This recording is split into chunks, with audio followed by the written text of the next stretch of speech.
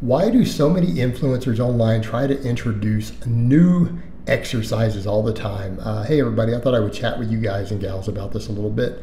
All right guys, a lot of it's pretty straightforward. You see a lot of influencers who try to introduce new exercises so that they can stay relevant, and they want to pretend like they've come up with something or they have some rare bit of knowledge that we haven't already had for many, many years and decades. And whereas in the reality is, most of the knowledge that all of us have to really give at a certain point beyond basic information is just coaching people. Meaning most of what I do with clients and everything else just comes from years and years of experience. Obviously, keeping up with all the research and finding out what all the best coaches are doing in the world, but really it's just observation, spotting the trends in different lifters, seeing stuff they're doing wrong, adjusting technique, adjusting form, adjusting the amount of work they're doing based upon recovery, right? Finding weak points and then hitting those weak points a little harder, okay? But that is most of what the real knowledge is as far as strength training and muscle building goes. And anyone who's trying to always come up with new ideas that they personally have some novel piece of information when they've only even been doing this 5 or 10 years, pretty unlikely.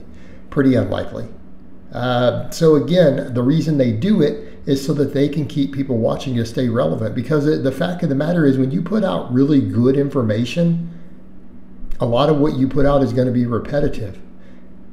And it has to be, because again, most of the basic knowledge is purely about how muscles work. What exercises work, what muscles, what functions they go through, maybe how to perform those movements a little more safely, maybe how to perform those movements in a way that hits the muscle slightly more effectively than what you're doing. But by and large, nutrition information, lifting information, everything has been there already to produce physiques and strength levels that are way, way beyond anything that 99.9% people are seeking to achieve, okay? I mean, realistically, to the average Joe walking down the street, they're not trying to get stronger than power lifters were in the 80s.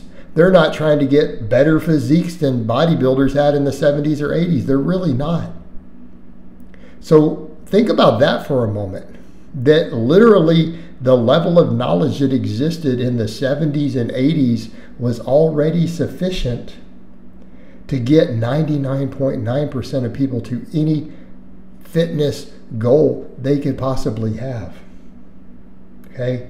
And the basics work. And I'm not saying occasionally a new machine can't be useful or something. I'm not saying occasionally something interesting doesn't come out. But look at the silly stuff that people try to promote.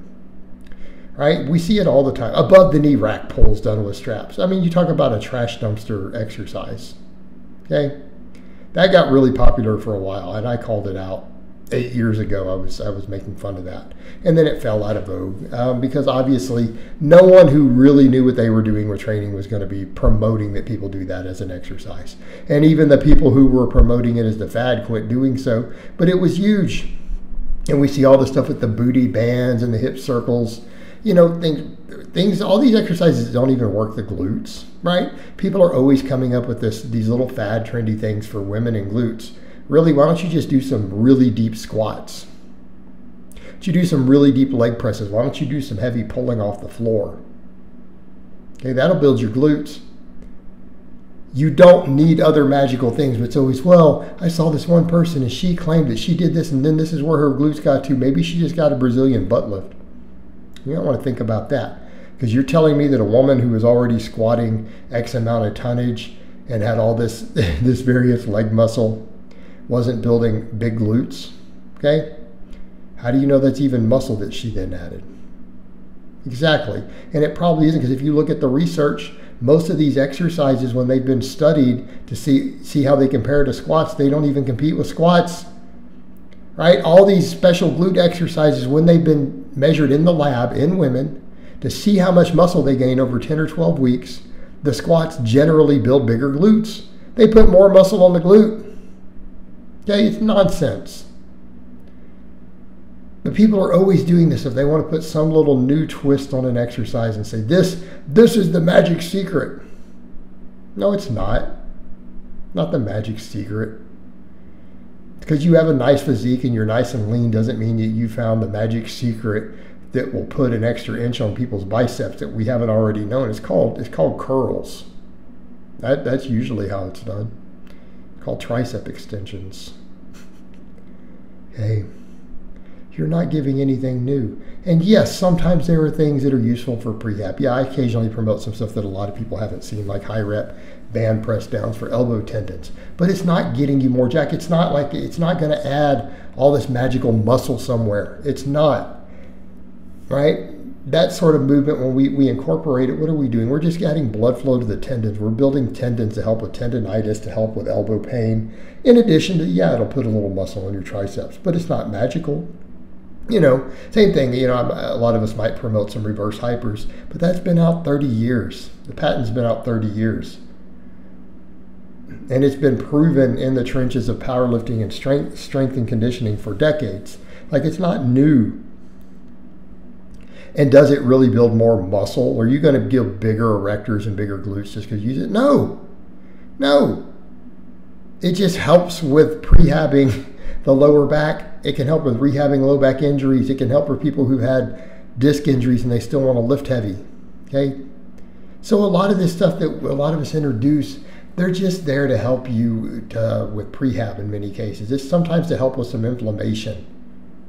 Right? These are almost therapeutic exercises, but they're not magical exercises that's going to put more muscle on you. Like, I come over, I promote pullover. You see me doing pullovers there? Sure. But what is it that we all know with pullovers? That they're not a new exercise. It's an old school exercise that back in the day, in the 50s and 60s, it was considered to be one of the best exercises ever, and all the physique and bodybuilder guys did them. They were considered a staple exercise, just like the squat, bench, or deadlift. Okay? Most guys who study that stuff and look into the old classic physiques, they do pullovers because those guys all did pullovers. It's not a new exercise. It's a basic old school. And I would say to most people, that's all that you really need. You need good programming, good nutrition, and you need most of these basic movements. No new exercise you do is going to be a secret weapon. Like, even when I think about, the incline bench, probably the best exercise for building an aesthetic chest because of the upper chest. But let's be honest, it's an ancient exercise. I'm 47, and this exercise was already considered a basic lift long before I was born. Okay, it was a staple exercise. No one is coming up with anything new. The best stuff has already been discovered for the most part. People already know how to do it. It's all out there. So when people start coming up with this other oddball stuff, some special exercise for your glutes, a Jefferson deadlift, they're simply trying to stay relevant because they know that the basics are hard to continue to sell to people, even though that's what they need to be doing. All right, guys, but that's really all I have to say on that today. I hope it's been informative, and I'll talk to you guys and gals next time.